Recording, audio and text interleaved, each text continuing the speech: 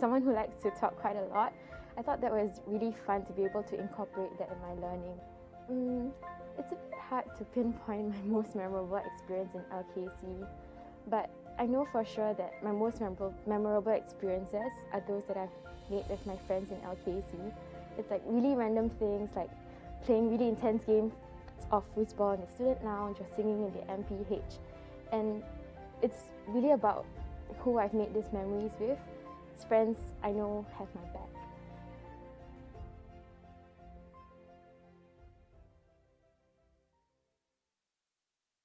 Allow me to introduce to you our Head of Anatomy, Assistant Professor Reddy.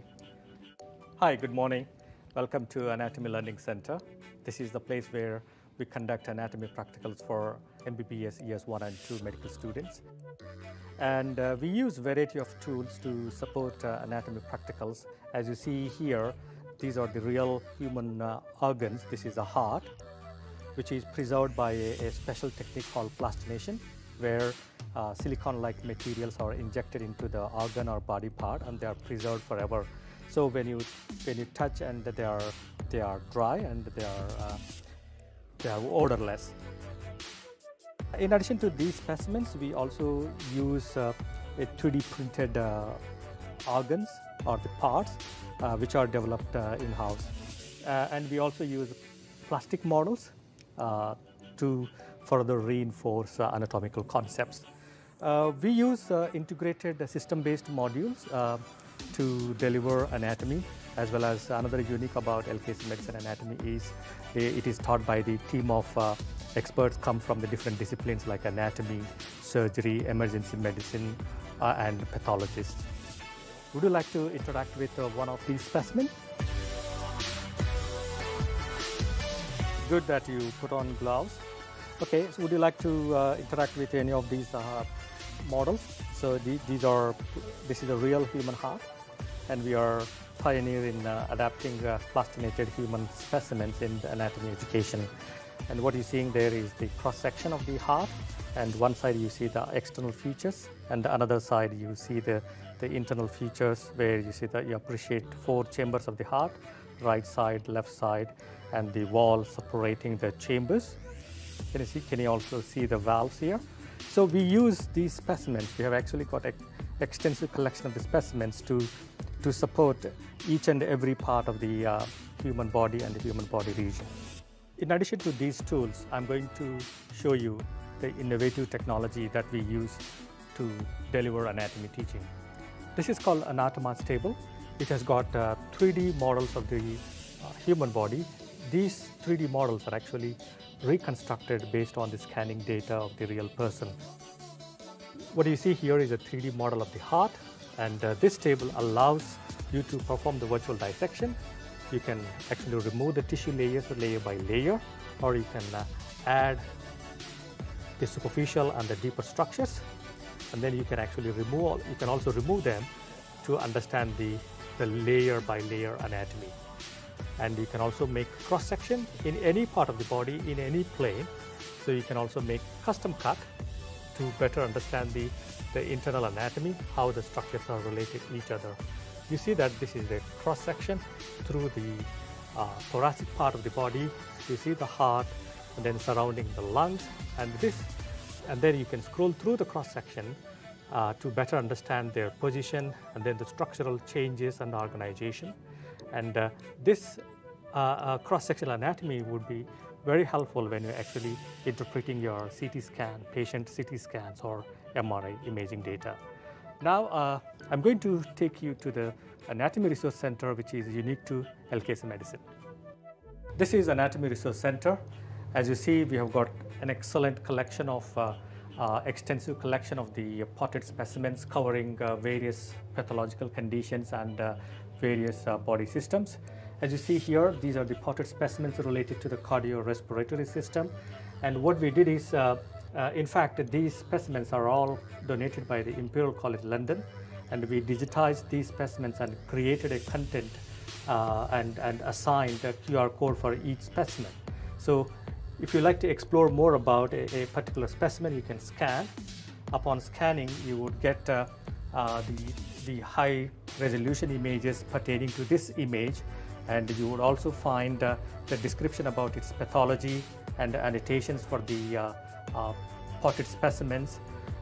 So you will get all the information that is pertinent to these specimens. We provide these QR codes as a part of their learning materials so that students can have access to these potted specimens outside of the classroom, and they could use them for their study and for revision for the examination purpose. And thank you very much for visiting our anatomy center. I hope to see you in LKCMedicine soon. All right, let's head to the next station. Studying medicine is so much more than knowing what's in the textbook. Being a good doctor comprises having the soft skills to be able to effectively communicate with your patients, and this is where our communication suite comes in. Here is where we practice our physical exam and history taking with simulated patients. Let me now introduce you to Dr. Tanya, our Assistant Dean for Clinical Communications. Hello, hi, really nice to meet you. Welcome to the Communication Suite. So yes, this is where we practice communication and physical examination. You can see we've got lots of rooms here. We've actually got 21 rooms, so many students can practice at the same time. Maybe you'd like to come and take a seat inside one of the rooms.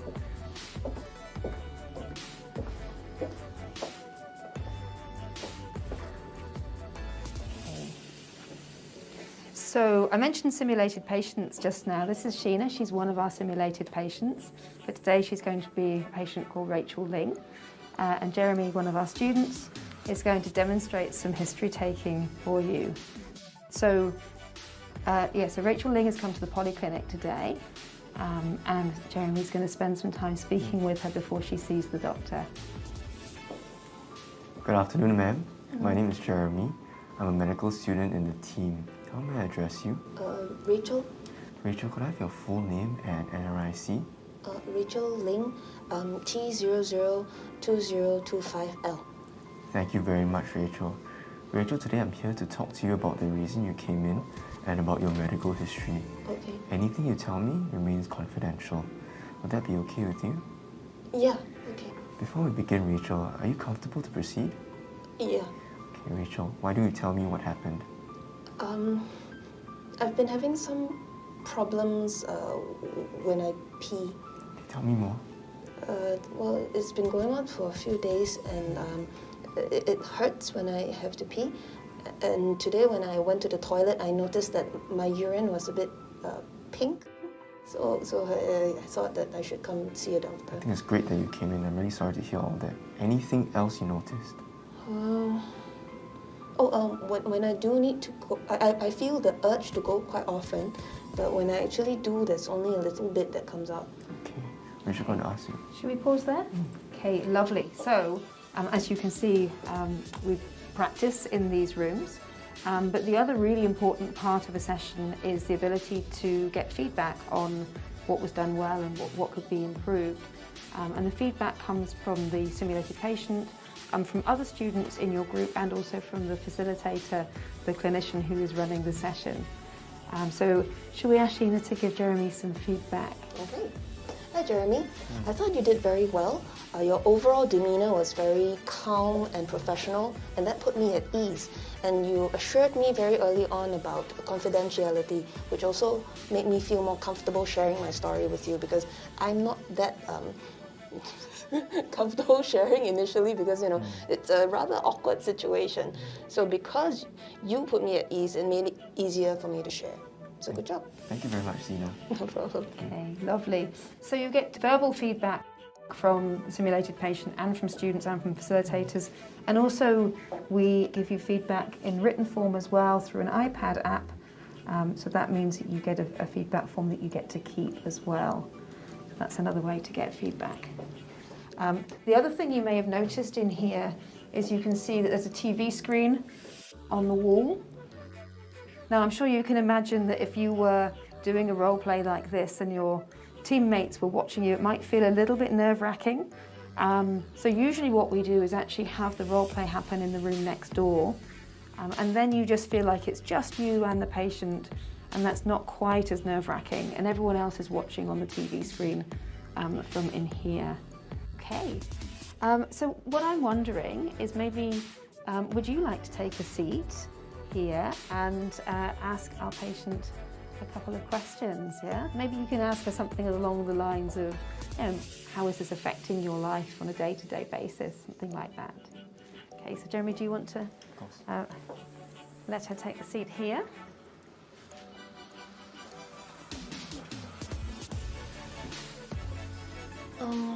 How is it affecting my life? Well, right now I'm in uni, and because I just started, the coursework feels a little bit overwhelming and it's all very stressful. Okay, lovely, well done. Okay, so let's see if Sheena has any feedback for you about that. Okay, would you like to give her some feedback? Hi. So I really like that you asked about how the condition is affecting my life, because it made me feel like I'm not just this illness or whatever I'm going through, I'm a person, and that you care about me as well. So that really helped to build a lot of rapport over there, so good job. Okay, well done. So thank you so much for coming and visiting the Communication Suite today. I really hope to see you here in the future in person. So I'll hand you back to Karen now. Thank you, Dr. Tanya, for the informative tour on our Communication Suite.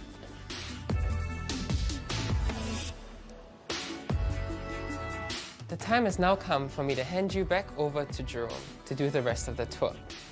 I'd like to thank you for joining us, and we hope you've had a good time, and we hope to see you here in LKC Medicine. Over to you, Jerome.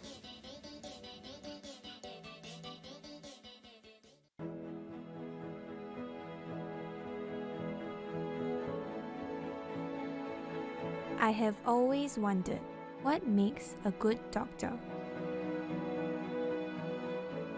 I was asked that question before entering medical school.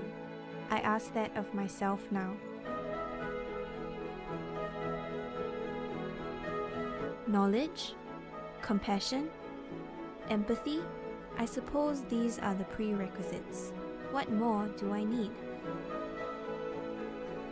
I want to be like the doctors I would entrust my family to.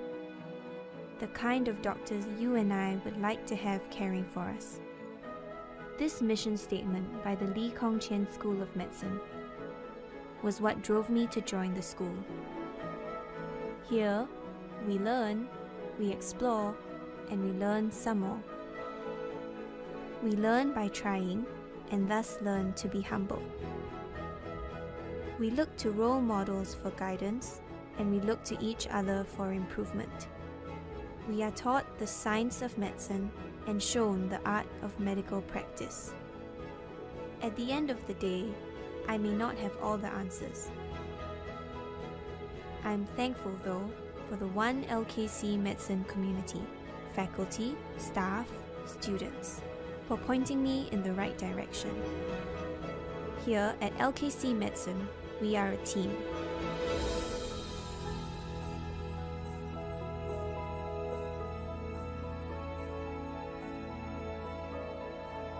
What I know now is humility, teamwork, communication are essential in being a good doctor. After all, no doctor today should be an island.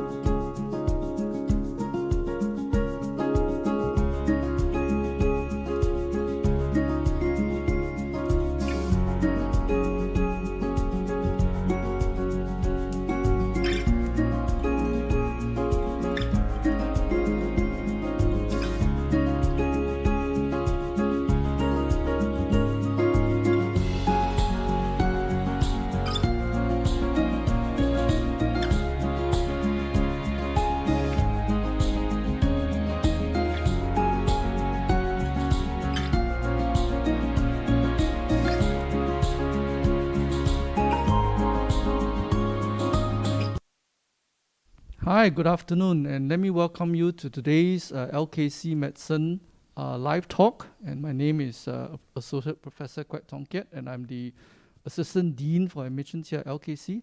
And with me, I have two students. I have Hafez, one of our Year 2 students, and Amelia, one of our Year 4 students. And we're here as your panelists and presenters for this afternoon's program. So to start off the program, we're going to watch a short video, and following that, we'll present a little bit to tell you a little bit about our program and what to expect in the coming weeks, and also to answer your questions about what it's like to be a student here at LKC and in NTU, which the students will give you their first-hand experience. So over to the team for the video. Thank you. Hello, my name is Professor Jennifer Cleland. I'm the Vice Dean of Education at Lee Kong-Chian School of Medicine, LKCMedicine. LKCMedicine is a joint venture between Nanyang Technological University, Singapore and Imperial College London. We're Singapore's youngest medical school, turning 10 last year, and to date we've graduated 4 cohorts of students. We have a world-class MBBS which leverages on the best of Imperial College London's Medicine and Science, NTU's Engineering, Biomedical Science, Humanities and Technology, and National Healthcare Group, NHG's Patient-Centred Care and Excellent Clinical Teaching. Our students learn from various student-focused teaching and learning processes. Team-based learning is our core pedagogy. We use simulation, we have research opportunities embedded in the degree programme, and the MBBS finishes with the Student Assistantship programme, preparing our graduates very effectively for working as junior doctors. Our programme is quality assured by various national and international organisations, and it's heavily anchored in research, science and medical education best practice and evidence. Students benefit from a dual campus with very modern facilities. We have a building, the Experimental Medicine building on NTU main campus, and our second building, the Clinical Sciences buildings in Novena in the heart of Singapore. In the NTU campus at ENB, you're in the middle of a very vibrant campus with many thousands of students working with other students and fully engaging in a campus life. When in Novena at the CSB, you're in the heart of Singapore and you're right next door to NHG's main teaching hospital, Tan Tock Seng Hospital. We have a dedicated staff who are fully engaged with student education and well-being.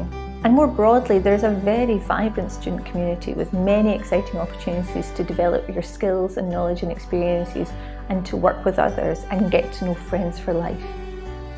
Our programme focuses on developing the healthcare leaders of tomorrow who have the core values of compassion, humility, integrity, professionalism, and an ability to self-direct their own learning throughout their career as a doctor. I very much look forward to welcoming you to LKCMedicine. Thank you.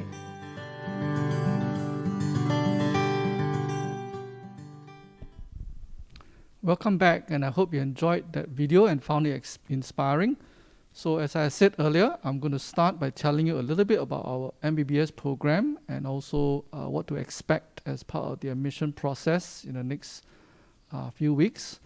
And after that, I'll have my student representatives here, Hafez and Amelia, to tell you more about student life. We hope to wrap that up within about 30 minutes, and that'll leave us plenty of time to go through many of the questions that you have already submitted. So without further ado, we'll just go straight into telling about the school. So we've been around for about 10, 11 years. We are a very young school, the youngest medical school in Singapore. We are the second undergraduate program. And while we're very young, we have accomplished quite a bit. And we have to date graduated 4 batches of students who are now in our hospitals serving the people of Singapore. Our program is one that is jointly awarded by both Imperial in London and also NTU here in Singapore. The program is delivered entirely in Singapore with our local faculty, and these are some of the key highlights which I will, over the next couple of minutes, point out to you as part of our program.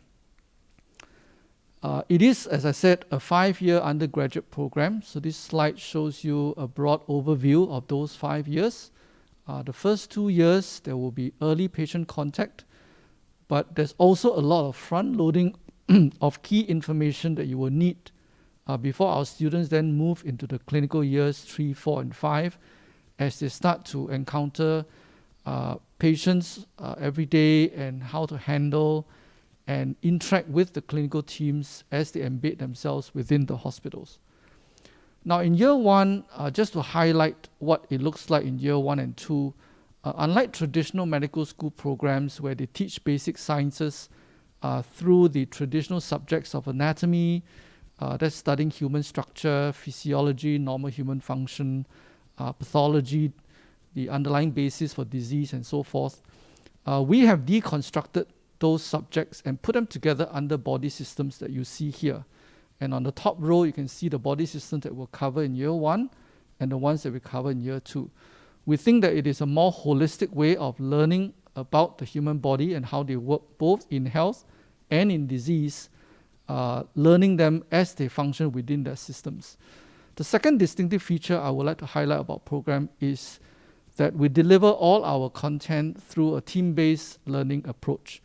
And you can see in the background the students who are involved in the team-based learning. They don't have to sit through a boring lecture and often fall asleep, where the lectures and the material are given to them beforehand for them to review at a time that works best for their schedule, and so that they come to the class already prepared and ready to interact with the faculty by working through problems and having a back and forth on questions. So we find that it's a much more interactive, much more engaging way of learning medicine today. In year 3, our students will start to go very much into the wards, and you can see the postings that they will do in year 3 and in year 4, where they go more into specialized periods of our lives, whether in pediatric for children or geriatrics medicine for the elderly, or obstetrics and gynecology for disease of women and also childbearing. Final year is a consolidation year for our students, where they will have a period where they can do selectives and electives, which is an opportunity for them to identify areas that they would like to learn a bit more about. And some of this can be done in a normal year. They would normally go overseas to get some of this exposure, which we find is very enriching. And some of these additional exposures and electives could also be done locally in our hospitals. And following that, we have a revision, exams, and the last item is the student assistantship program, which is a time when our students kind of immerse with our clinical team as a last stage preparation before they really start work shortly thereafter. So that, in a nutshell, is our 5-year program. And this is just to summarize what are some of the key distinctives of our program. But essentially, it will deliver all that you need to know to function effectively in our healthcare system as a junior doctor to embark on your next phase of your training, which might be going to residency, for example.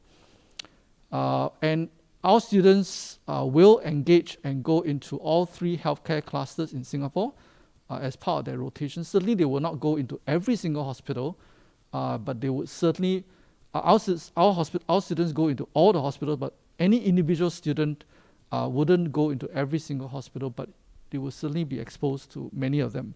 And these are just showing you which the hospitals are in Singapore that we currently have. Given our unique link to Imperial London, there are many opportunities where our students may gain additional exposure, as I mentioned earlier, in year 5, where they can go for electives at Imperial, or other unique opportunities in year 2 and 4, as I've shown there. And this is just a world map showing where our students have been over the years, and you can see it's pretty much just about every continent except for maybe Antarctica. So again, a few pictures of our students at various places. I think this would be in London and other places as well. Our students have also participated in some international competitions, and this is just one example of our students that did. So as I said earlier, we have to date graduated 4 batches of our students, and many of them have gone on to acquit themselves very well in the workplace, and many of them have in fact gone on to win awards and commendations from their patients. I don't have time to show you all of them, so just a quick snippet of a few that we have, and also our graduates are out there helping us in the fight against COVID-19. Just a few quick words about admissions.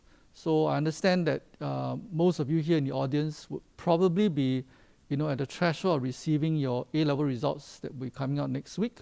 And so you'll be wondering about handing your application.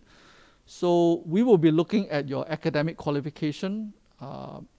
Those of you wanting to apply to us this year would have or should have taken the BMed last year that was offered, I think it was November the 1st. And you would have to submit a personal statement and 2 referee reports, one of which has to be from your civics tutor. And looking at all these things, we will then make a decision whether to invite you for our multiple mini interviews, which are going to be scheduled in the first 2 to 3 weeks of April. So try not to be away or traveling during that period, just so that you don't miss out on the MMI. So we will not be having a makeup for the MMIs beyond that period if you are unavailable. This is just an overview of the timeline. So in April, we have the MMIs, and if you are successful and we make an offer, those offers will go out usually in the first week of May, and starting in the first week of May, but running progressively through May and possibly early June as we go through the different tranches of offers. And hopefully we will see you as you matriculate in July and start in the next academic year in August 2022. So I'll skip the BMed part since it's no longer relevant to you at this point. So we do have the aptitude-based admissions as well as part of the NTU application process. So you may be wondering how this is different from our regular admissions. So in the aptitude-based admission, we look at additional non-academic qualifications or achievements that you may have.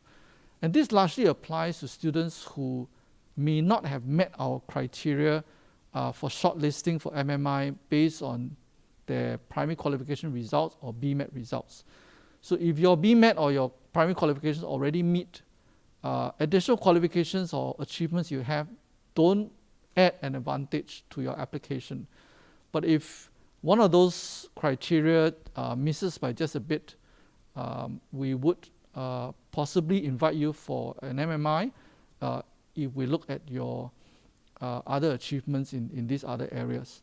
So you may be wondering, well, you don't really know what the cutoffs are, so how do you know whether you ought or not to put in? So if you do have achievements that you think are quite substantial along the examples of what we have listed there, just feel free to check that box that says aptitude-based admission and include those in, and then we will review them accordingly as and when they are relevant. So for the MMIs, which I said earlier, we will be conducting in April. Essentially, you'll be going through a series of 8 short 5-minute interviews consecutively in one sitting. And after those 8 interviews, we will have some degree of assessment of your attributes in these 7 areas as you see there. Obviously, each station will not be able to test all these attributes, but together, all 8 stations will give us a reasonable assessment of them. And you may be wondering, well, how do you prepare for this? Actually, it's designed to not need any preparation. Just come, be yourself. Many of the stations will show you, will give you either a question or a short scenario and ask for your views and your thoughts of them. So it's something that you pretty much think about and just give your honest answers, and I think that usually works best. This is a not so happy slide. I mean, it shows our fees for next year, which was recently announced by the Ministry of Education. It's gone up a little bit compared to last year. And there is a differentiation for non-citizens as well. Now, we know medical school is very expensive, and we do have 3 main categories of financial aid. So scholarships are based on academics, and we have a number of scholarships on offer, which on average is about 10 places for each cohort. And some of them do have income requirements as well and citizenship criteria. For those who don't qualify for scholarship, there are bursaries, and bursaries is based on either per capita income or gross household income, whichever criterion you meet. And there is a scale that for the most needy group, as you can see on that chart, there is $0 out of pocket if you are in that tier. So we hope that with these programs, certainly a medical school education should not be something that is denied to anyone.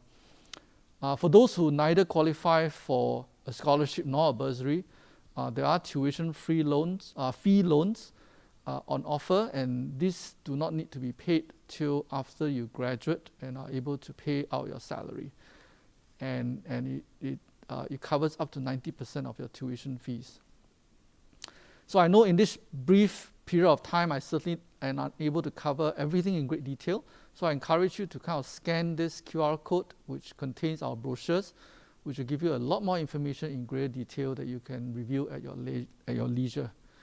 So if you have any other questions, just type them into the Slido, and just let me read out to you the address for that. So it is #LKCMedicine OH2022, and you can type in your questions into Slido, and we'll get through them when we go into the Q&A segment.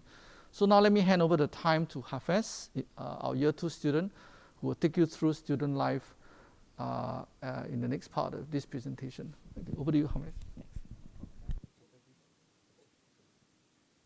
So, hello everyone, my name is Hafez.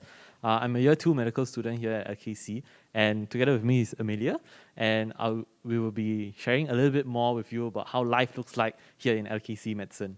At the end of this presentation, like Prof. Quack said, there will be a Q&A, so if you have any questions, head over to Slido. So let me first start by talking a little bit more about our preclinical years. So in our preclinical years, it's mostly lessons that we have in school, on campus, or online right now due to COVID-19. But we do have some early patient contact, and that comes in the form of hospital week and polyclinic week, which is done at the very near the very start of school. And as you can see here, some of the pictures of my experience in hospital week and polyclinic week. And you can see in hospital week, we really get to immerse ourselves in the clinical care team, and I was in the geriatrics department, and we get to really see the behind the scenes of what it looks like to work in healthcare, and not just in medicine, but we are exposed to the different areas of the practice of medicine in a healthcare setting. So for instance, we worked with the physiotherapist, we followed the medical social worker around, and in this picture, we tried out the food that the patients eat on a daily basis for us to experience what life is like.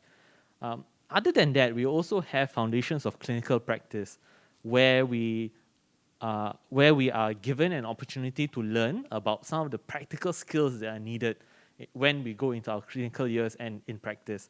So for instance, you can see in this picture, it's me after I've applied some staples on a fake, kind of a device lah, and I was quite proud of that because they were very evenly spaced apart. And these skills and knowledge that's given to us is very important because later on in our clinical years, they are applied to real patients. And in years 1 and 2, you are really given an opportunity to make as many mistakes as you need in order for you to gain some sort of mastery over the skills that are needed in future. So, like I said, our clinical skills include history taking, physical examination, so how we physically examine the patients, and practical skills. And the school really goes all out for us. So for instance, we have simulated patients who the school hires. They are actors, paid actors, who are brought in order to be our patients. They don't really have the disease or any kind of symptoms, but they pretend to, and that gives us an opportunity to interact with them and also master our own communication skills. Here you can see my team and I practicing some practical skills, which in this case is IV cannulation, putting in a needle into one of the veins in the hands. And the school has actually gotten us very good quality mannequins and tools in order for us to practice, such that when we do go into our clinics, we are able to do them quite well actually. So like Prof. Quack mentioned, in the preclinical years, things are divided in systems-based learning, and we do that through team-based learning. So I won't share too much over the technical details of it, but I will share that when I was first introduced to team-based learning, that was in LKC. Initially, I was quite apprehensive about it. I didn't know what to expect. But because everyone was doing it together with me, and everyone was finding our footing, it really became an opportunity for us to take ownership of our own learning. And I found it a much better way of learning compared to what I was doing in JC and even before that. So team-based learning really is, for me, a superior learning model and teaching model. Yep. So we also have anatomy. I'm very proud of the anatomy that we learn here in LKC. We don't have cadaveric specimens that we can dissect here in LKC. So instead what we have is the school has really developed many, many ways of teaching us anatomy. This includes an app that the school developed in-house in order for us to learn anatomy. We also have silent mentors and potted specimens. These are like plastinated specimens for us to learn anatomy. We also have something called the anatomage table, which is basically virtual dissection. We have 3D plastic models, which are manufactured by professionals, but we also can 3D print them in the labs ourselves. So if you want to print out a specific pathology, we can. We also have very good histology specimens in the lab. So if we want to have a look and see what, for instance, a cancer might look like, we can do that. And we also have radiology, where we are able to learn anatomy like immediately. And you can really see this. For instance, in one of those pictures, you can see my own bladder on ultrasound. Yep. So learning in LKC really is very fun, and that is what our preclinical years is all about. So I'll just hand over the time now to Amelia, who will talk to you a little bit of our clinical years. Thanks, Hafez. So yeah, actually learning all of this in the preclinical years, in years 1 and 2, really helps to build a solid foundation for us when we go to our clinical years. And when we participate in ward rounds or clinics as part of the medical team, and we have a certain confidence when we step into the hospitals, and we're not as lost as we might be if we didn't have any exposure to that in years 1 and 2. And I really appreciate that even in clinical years, we still have access to all of the information and all of the resources that were available to us in our preclinical years. And so when we go to clinical years, besides being part of ward rounds and clinics as part of the medical team, we also have tutorials with doctors, sometimes by the bedsides, for us to see in real life what a disease looks like, or what a patient might complain of, instead of us just reading from the textbooks. So it gives us a real hands-on application. And one of my favorite activities in our clinical years is our SimTech sessions. So SimTech stands for Simulation and Integrated Medical Training Advancement Center. And we get to really get hands-on with the patient, approach them from start to end, take a history from them and examine them and really treat them as if they were a real patient. And I think it really helps to develop our skills and our confidence when we approach patients in the future. And I think, as Prof. Quek mentioned before, we have scholarly projects at the start of year 4. So it's a 6-week project where we are attached to a mentor, and they bring us through the ropes of research.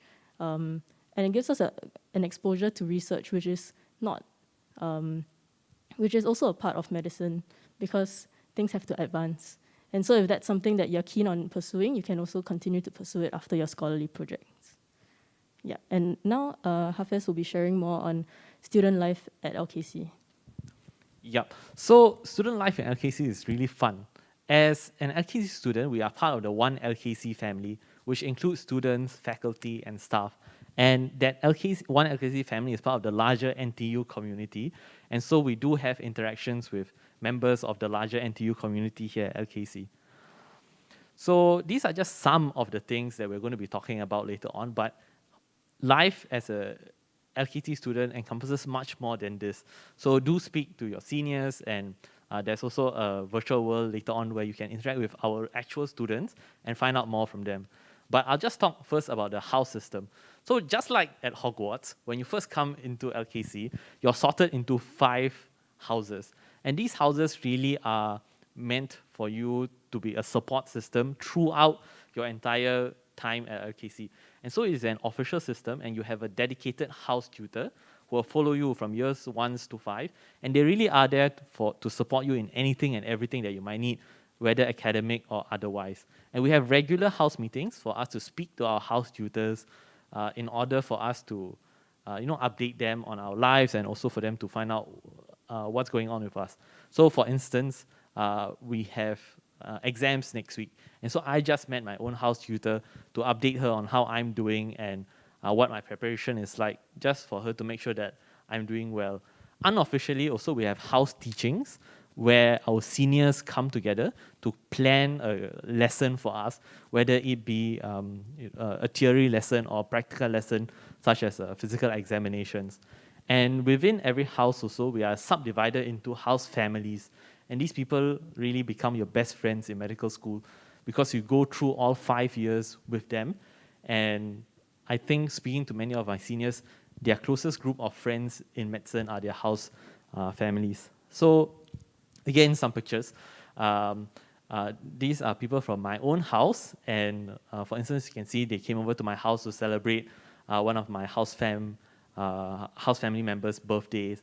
And also we do have unofficial meetings with members of faculty. So that's one of our professors brought us out to eat some food near CSB. And so it really is an opportunity for us to bond and to spend time together outside of academics as well. So right now, I'll just hand over the time to Amelia to speak about MedSoc. Thanks, Hafiz. Yeah, and as Hafiz mentioned, I think the house system and the house families, they're really beneficial as a support system. I found some of my closest friends from LKC through my house and house family. Yeah, and actually houses are part of LKC MedSoc, which stands for LKC Medicine Students Medical Society. We are a group of elected student leaders who have two goals. One is to advocate for our students' interests to the faculty from NTU and from LKC Medicine. And two is to improve the student life here at LKC. So we try to make it as vibrant as possible, not just in fields of academics, but also to things like community service and welfare. And we are actually in charge of organizing activities such as the freshman orientation program, which will happen in the first week when you come and join us at LKC. And other events include like dinner and dance, which happens at the end of every year for our students to commemorate the completion of their grueling years at LKC Medicine. Yeah, so if you'd like to learn more about us, we have a website, lkcmedicine.com, or you can also scan the QR code in the slide to learn more about our activities and who we are. Yeah. So another big aspect of student life is hall living. So as an LKC student, you are guaranteed hall stay in NTU. Many people stay in their first 2 years, and because after that is clinical years. But personally, for me, when I stayed in hall, it really is an opportunity for me to live independently and also take some ownership of my own learning and life. And it also gives me an opportunity to be around people who are like me, so fellow medicine students, and also who are not like me, so people who are studying within the larger NTU community. So it gives me an opportunity to interact with students who are studying engineering, studying to be teachers. And these are, I feel, important friendships in my life that I would like to continue even after medical school. So hall life is also all about doing the things that you want to do.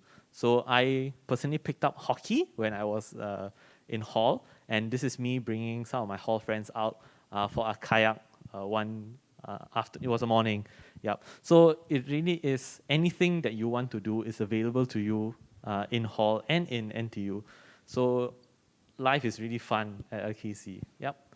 So that's about it for my sharing. Just pass the time to Amelia to see if she wants to say anything else.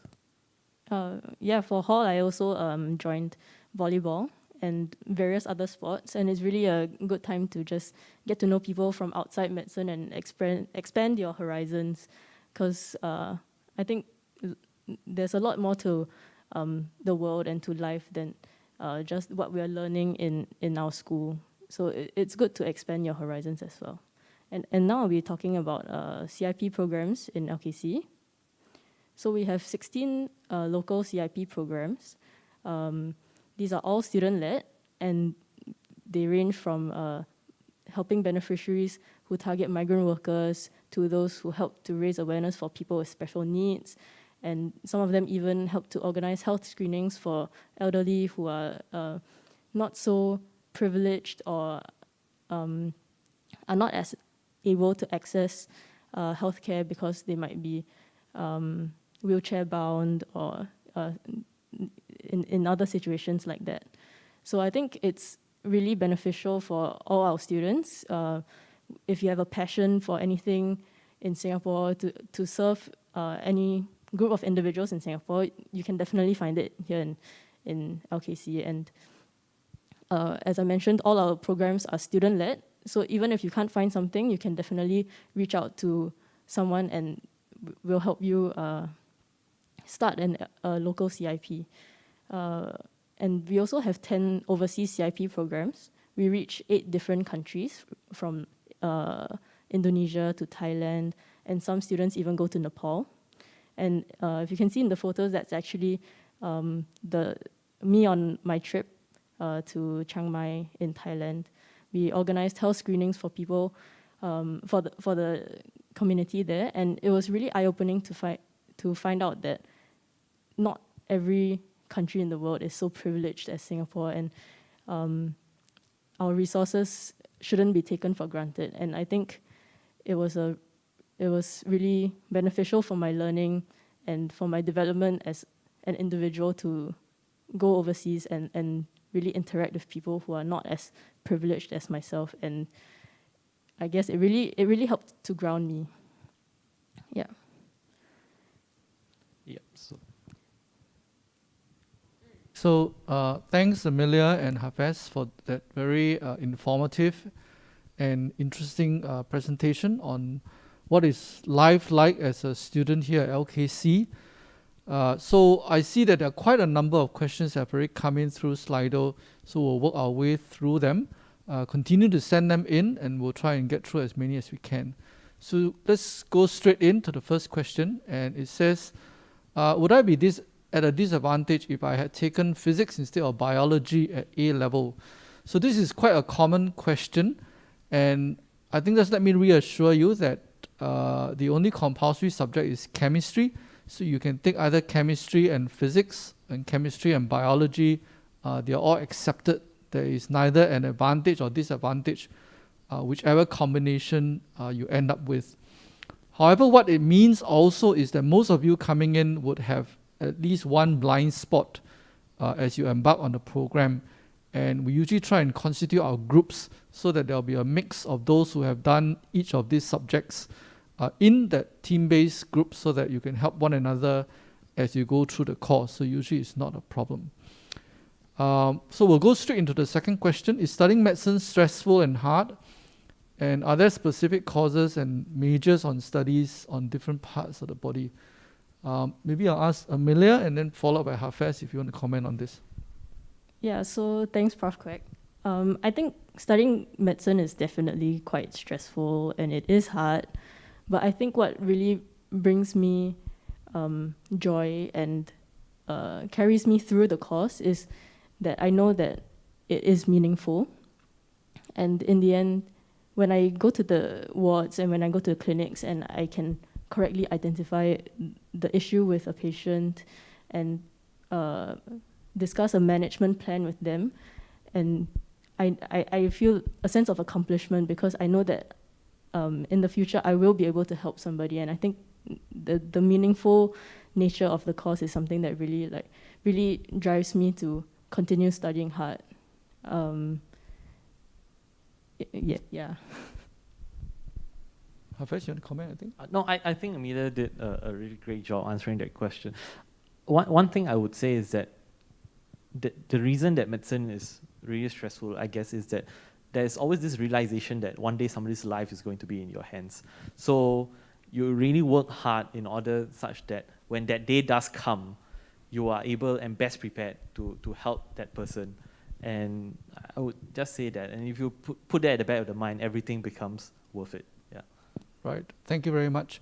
I would just add to those answers as well that it is true, and I think it's important to come in with the right expectation that compared to many other programs, I think medicine is one where the curriculum is quite heavy in terms of the number of school hours, because especially in the clinical years, the need to be out in the wards and going through different rotations. And as you saw earlier in my presentation, the different specialty areas of medicine that you need to go to. So within medicine, it is a professional degree, and the body of knowledge is quite large, although certainly it is not to learn everything there is to know. But the hours can be quite long, but as you have heard from our students, it's challenging and interesting and fulfilling at the same time. So I think it's important to have the right expectation. It will be quite unlike other faculties where maybe you have 1 or 2 classes a day or 4 or 5 classes a week and the rest of the time is free time. That's much less characteristic of our curriculum or any curriculum in a medical school. What are some of the key challenges that LKC students face? Maybe Hafez? So there are many different challenges that we might face, and it really depends on you as an individual as well. So maybe I'll just share some of my own personal experiences. I think one of the biggest challenges that I face is really being able to visualize a lot of the things that I'm going to do in future. So there's this like disengagement of how what I'm learning is going to make a difference in future. But I think this is very, very easily overcome because you speak to faculty, you speak to your seniors, and you see that no, there really is a difference making that you're going to be making in the future. Other than that, time management is a really big one. I find myself struggling at times with time management because I'm involved in things in hall, within LKC MedSoc, and my studies as well. So time management is a big one for me. And other than that, sometimes the content can be quite heavy. So personally, I found the endocrine block when I was learning it in year 1 very difficult as compared to the cardio respiratory block that I had just learned. So I spent a lot more time studying that. So different people have different challenges, but whatever it is, just know that you have friends and faculty around you to support you along the way. Yeah. Amelia, anything to add? Yeah, actually, I think Hafez covered probably everything I wanted to say. I think the main challenge is that the content is quite a lot, but yeah, as Hafez mentioned, knowing that you have a good support system around you, knowing that someday you will be able to make a difference in someone's life, no matter how big or how small. I think it really helps to get you through the challenges that you're experiencing in medical school. Right. Well, the next question is a very common one. Between LKC and Yong Lulin, which are the 2 undergrad programs here, how do you choose between them? Maybe I'll ask Hafez to answer that. Yeah. So I was offered a seat at Yong Lulin as well. And for me, I guess I asked myself the question, which of the 2 schools would be better for me? So I don't think, and this might be controversial, I don't think that there is one school that is objectively better than the other. I think you have to look for yourself and ask yourself, which school is going to be better for me? Look at the teaching system, look at the pedagogy, look at even the school culture. Speak to seniors, speak to the current students as well. And then from there, make your decision. So personally, for me, one of the biggest draws in LKC was its TBL system, the way that it taught anatomy, as well as the really cutting-edge facilities that we have here in LKC. So that's the reason I chose LKC Medicine. But like I said, this is a question that really is a tough one and one that you need to ask yourself. Yeah. Okay. Maybe let's go to the next question. So there's a question on BMed. What is it used for? So as I said earlier in my presentation, we use the BMed together with your primary academic qualifications, whether that is your A-level results or your IB or your GPA from the Polytechnic together. So we look at both of those to arrive at a decision on whether to offer you a place to come for the MMIs. So we feel that the BMed does test certain things that might not be tested in your primary qualification. It is also for us something that is somewhat of a level playing field, because everyone is coming in with slightly different academic qualifications, but everyone would have taken the same BMAT paper. So we find that to be something helpful to us, and so we do use that as a compulsory requirement for application. There's a next question on the GPA cutoff for poly. So obviously I'm not able to divulge any details on specific cutoffs for any qualification. So I will not, differ from that on this. But suffice to say that we do look at an equivalency. So like for example, if A level requires, this level of performance, the IB and the GPA for poly shouldn't differ too much from that. I can tell you the GPA cutoff is not 4, but it is very competitive, and we do look at a very good qualification. So I'm not sure whether that answers your question fully, but that's as much as I'm able to tell you.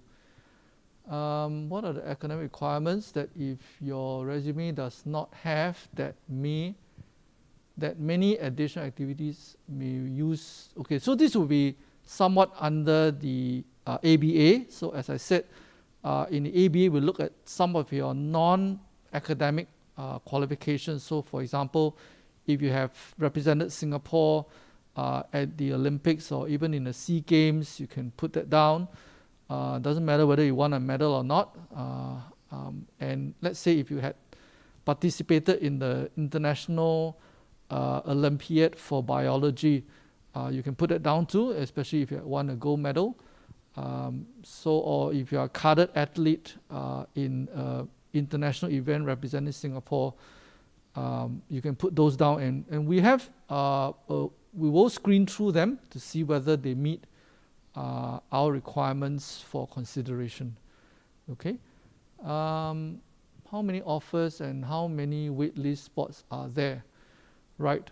So I think for the last few years, we have been asked by the Ministry of Health and Education to take about 150 students, and so that's been our medium-term target for the last few years. In the last 2 years, because of the COVID and the fact that many Singaporean students are unable to travel overseas, the ministry had asked the school to take slightly more. So I think the year previous we had taken 162, and just in this year we had taken 168. So we do not yet know the exact number for this coming year, but I think it's going to be in that ballpark figure as well, right? And so to achieve that target, we will make as many offers as we need. But again, I cannot divulge and tell you specific numbers. But obviously, it's to give a number that would allow us to arrive at our enrollment target. Okay. How will people who take H3 be at advantage? Well, they are not, right? They're not. So if you take many H3, they are of no advantage to you except for your personal knowledge gain. Hopefully it helps you be a better person and better prepared for medical school, but it does not, at least from an admission standpoint. So okay, for the next question, what is your calling to medicine? Maybe I'll direct the question to Amelia. Why did you choose to study medicine? Thanks, Prof. So when I was choosing, when I was deciding to come into medicine or to apply to medicine, I was really thinking about why do I want to do medicine, right? And I think the thing that attracted me about medicine was that it's really a people-centered kind of profession. And I really love talking to patients and understanding their stories and helping them in whatever way I can. So it's not just prescribing them medication or sending them for scans. It's really like understanding what they want holistically and trying to, I guess, address their problems no matter what it will be. So actually recently I went to a GP for a posting, and I really was amazed that some patients don't come to him for medical advice, but for life advice, like if he thinks they should travel or like just general things like that. So you really become a confidant, and I think the people-centered nature of medicine is really something that drew me to apply to medicine and try to pursue it. Anything you want to add? So, just to add to what Amelia was saying, one of the reasons why I chose to come into medicine is also because it is one of the very few professions out there in the world that you get to make an immediate difference in the lives of people and you get to see it. And I think that's been my aspiration ever since I was a child, to really make a difference in people's lives. And something else that really attracted me is just how quickly medicine is developing and the level of technological advancements that is happening in medicine. And it just keeps you on your toes.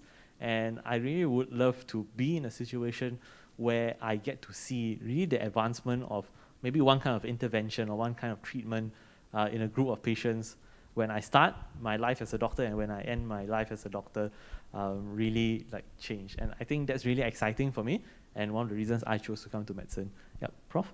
Okay, maybe I'll just add a little bit to those very good points that have already been said.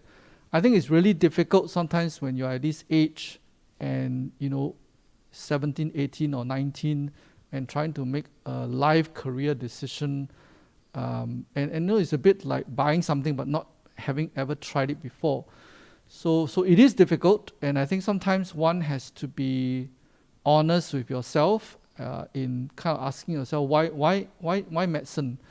And I think it's a misnomer to think that medicine is the only profession that will give you maybe a respectable job or might give you a decent quality of life in your opinion, whatever that might be.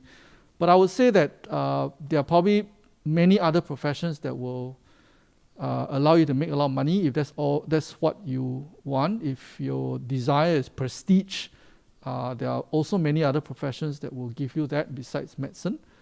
I think if you are someone who dislikes sciences, then I think it's going to be challenging coming to medicine. If you are someone who dislikes studying, I think it's going to be a struggle as a medical student because there is quite a lot of studying.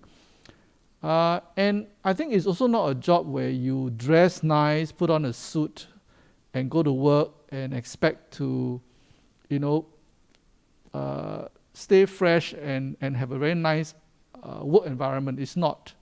Often you have to, do things which encounter human excrement, blood, and infectious disease and stuff like that. So you have to be okay with those things. If you're someone who's not okay with those, then sometimes you have to be honest with yourself because you're going to put yourself through a lot of stresses. And once you can't embark on it, you may find that it might not be quite your cup of tea. So I think I find it somewhat helpful too to also think through, what are some of the not so pleasant aspects of the job and just be honest with yourself. There are many other ways to have a fulfilling career besides in medicine, I would say. Okay, so maybe with that we'll go on to the rest. So the cohort size, I've already answered that. Does an individual with 90 RP have an advantage over someone with 87.5? So I suppose that's a hypothetical scenario. So once you meet our cutoff, the person who has a higher score doesn't confer any real advantage, right? We will largely look at your performance during the interview, okay? Would academic topics be covered in MI? No. We will cover, some of them could be a general science topic or general knowledge for discussion. The MMI is not a test of knowledge, academic knowledge, so to speak, right? It's not an exam. It's more to find out what are some of your interests, what are some of your attributes. And we may sometimes use a fairly common knowledge topic to drive that discussion. And it will be reasonable to someone who claims to have an interest in medicine and healthcare. And so, for example, if I were to bring out a topic on COVID and you don't know anything about COVID, for example, then it would seem rather odd. So that's the kind of where it comes from, or where we're coming from in terms of if a topic would be brought up. So another question, if I'm accepted into LKC, will I be able to complete my NS prior to doing MBBS? So maybe I'll direct the question to Hafez and tell us what his experience was. Yeah. So I was accepted into LKCMedicine while I was doing my first year of national service. And what happened was that given my service and the kind of service that I was doing, I was not offered disruption. So I completed my national service and then only started my MBBS program. However, many of my friends, actually, they were offered a disruption. So what that looks like is that they stopped doing national service, they will complete their MBBS programs, and then they will come back into national service to serve as medical officers. So I don't really see a big difference between me or my friends who are either going to do national service first or who are doing their MBBS program first. So I think just leave it to MINDEF. They will make the offer to you on whether or not they want you to get disrupted. Yeah. Yep, thanks, Hafez. So just to add to what Hafez has already said, essentially when we make an offer of a place to you to study medicine in LKC, we will compile a list and we give that list to MINDEF, and MINDEF makes the first decision on whether they will offer you a disruption. Now, they also need many of you to eventually serve as medical officers in the SCS. So generally, MINDEF would like to disrupt as many as possible so that you can serve them as doctors, as I said. But they have to make that first decision. Sometimes based on your deployment or maybe your performance, for some reason they decide not to offer you a disruption, then you will have no choice. You have to finish your NS first. We will keep the place for you that we have offered. It is the only reason that we keep places for anyone. And so you can come in and matriculate and join the school at your next available opportunity after you finish your NS. If, however, MINDEF offers you a place, then you do have a choice to make whether you want to disrupt first and come to medical school and start medical school first and go back and serve your balance of NS, or finish up your NS and then come to medical school. So if you do choose that route, we again will keep the place for you till you have finished your national service. So there are pros and cons for choosing one or the other, but you only have that choice if MINDEF decides to offer you. So in Hafez's case, I think he was not offered, so it never came to him as a decision to be made. Okay, so I hope that clarifies for the males in the audience. What are some of the highlights of being a medical student so far? Maybe I'll ask Amelia that. Thanks, Prof. So most of my highlights from being a med student actually come in my clinical years. So I think it's really nice to be on the ground and really like speak to patients, understand their real life stories, because they really have so many stories to share, and it's really heartening to see like all the experiences that they've had. And I think one of my highlights was actually during my emergency medicine posting. So I was at CGH, and I think, as curious as it sounds, it's a privilege to be able to be attached to the emergency department during COVID, because you get to see like I guess like how worried people are about COVID, and you get to be in the position to remind them that I guess it's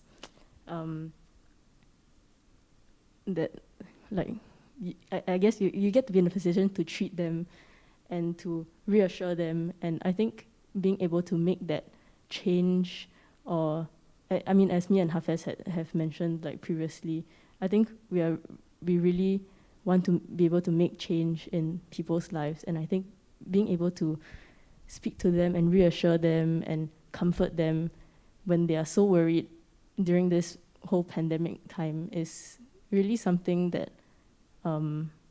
is quite special. It's quite a unique experience that I would not, I don't regret experiencing. Okay, thank you for that heartfelt answer. Now, so there's a question here on how competitive it is to get into LKC. So, yeah, each year, as I said earlier, we are offering about 150 places each year, and we have about 1,000 applicants each year who take the BMed and of course, can hand in an application, and in our experience, most of those who have taken the BMed do hand in an application. So it is highly competitive. But like I said earlier, I think being competitive shouldn't be the only consideration. But come in, and I think everyone does stand a chance. And if you really are committed to pursuing a career in medicine, throw in your hat into the ring and give it a go. Now, how is NTU and NUS different? Maybe I'll ask Hafez that. What do you think are the key differences? Yep. So I've never been a student at NUS, so just to clarify. And I think I think two things that I want to talk about. Number one is school culture. I think school culture between NUS and NTU are very different.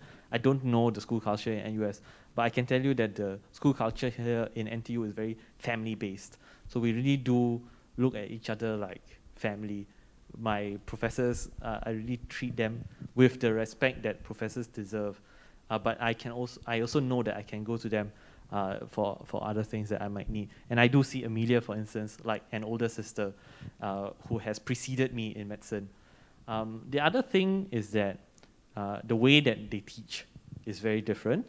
So I know that in NUS, for instance, they don't go by systems. So like Prof. Quack said, they learn all of their anatomy first, then their physiology, and they don't do TBL. So it's very lecture-based style.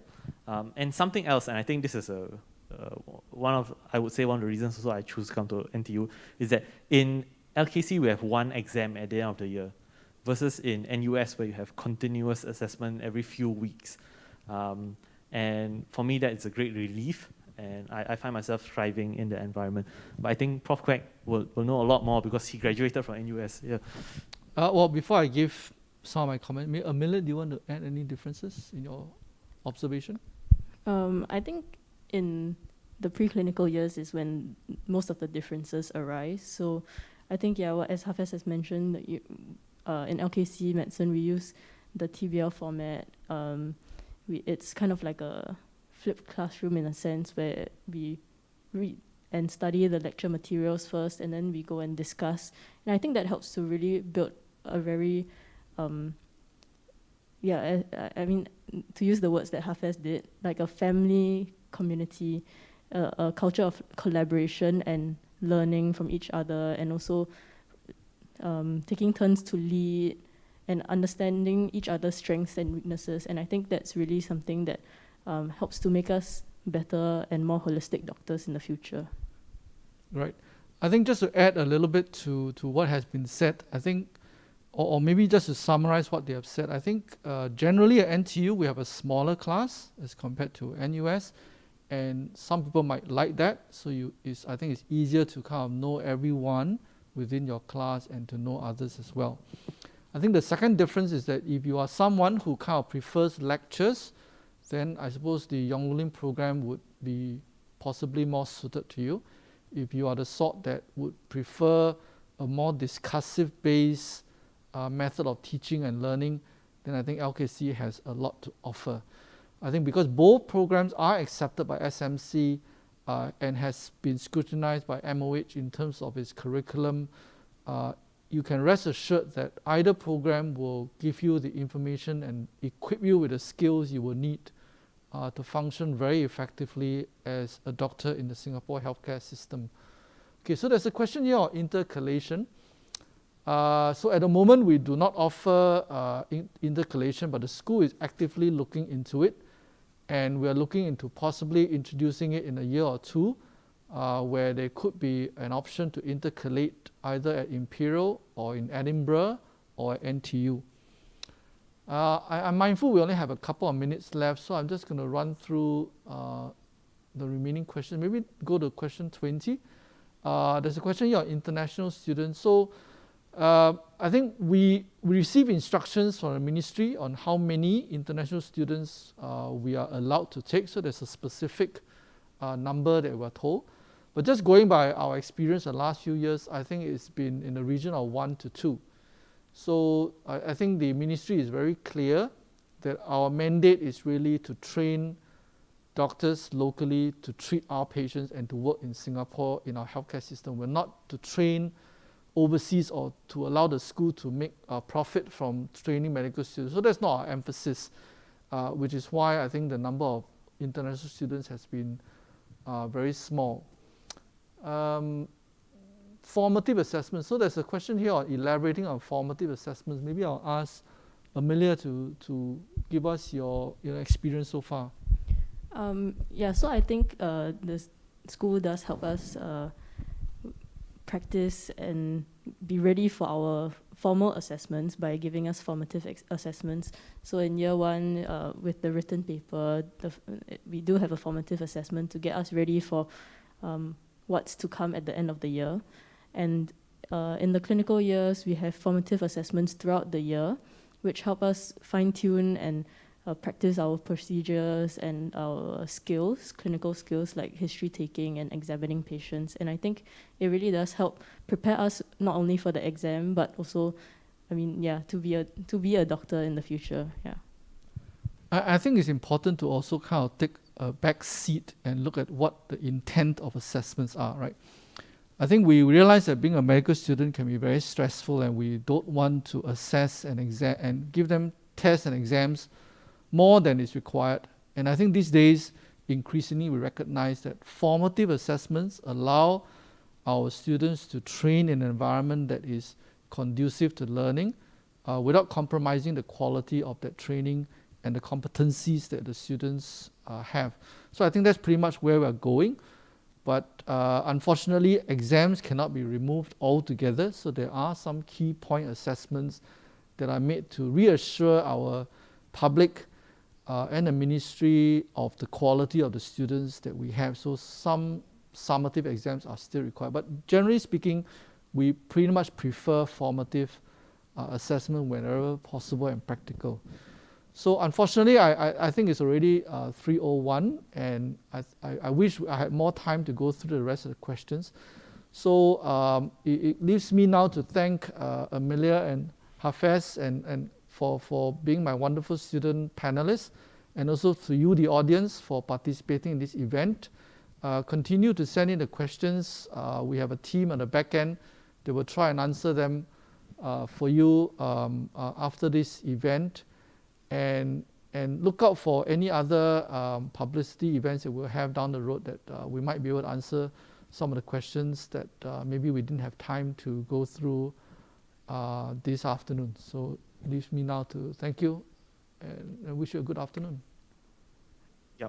So maybe if I could just add, if you could do the survey for us, I think that would be really good, because that gives us an opportunity to get feedback from you and to really better the program for the future open houses. Amita? Yeah, and also if you do have any other questions, or if you would like to chat to some of our student representatives, you can head on over to the virtual world, and we have a bunch of students ready to respond to your questions. They're on live chat, and they'll be more than happy to answer anything that you'll be curious about. Okay, thank you. And you can see how quick thinking on his feet Hafez is. So again, thank you very much, and thank you for joining us this afternoon. Thank you. Bye-bye. Thank you.